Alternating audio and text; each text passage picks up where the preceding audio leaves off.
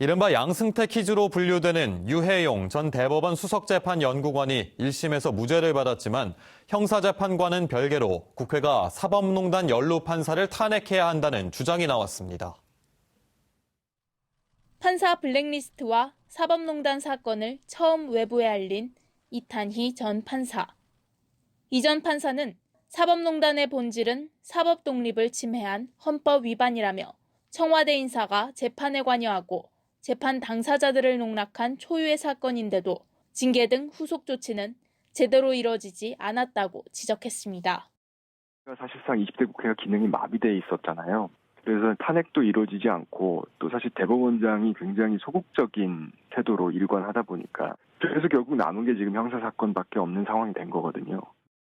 이 전 판사는 이처럼 최소한의 형사적 책임만 묻다 보면 증거인멸, 직권남용 등 기소된 혐의가 무죄 판결이 날 경우 문제가 없는 것처럼 끝나버릴 수도 있다고 우려했습니다. 작년에 검찰에서 사법농단에 연루됐다라고 해서 66명 판사들에 대해서 대법원에 비사실 통보를 했거든요. 66명의 판사들 중에서 퇴직한 판사가 한 명도 없어요. 그 사람들이 더 이상 재판을 하지 않도록 만들기 위해서 국회에서 탄핵을 해야 되는 게 당연히 첫 번째고요. 이 전 판사는 다음 총선으로 구성될 21대 국회에서라도 이들에 대한 탄핵이 필요하다고 주장했습니다.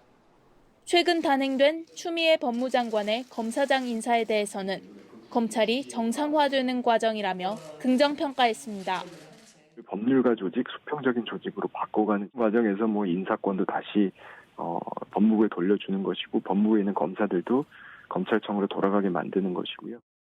검경 수사권 조정 또한 검찰이 법률가 역할에 충실하도록 정상화되는 것이라고 평가했습니다. TBS 조주현입니다.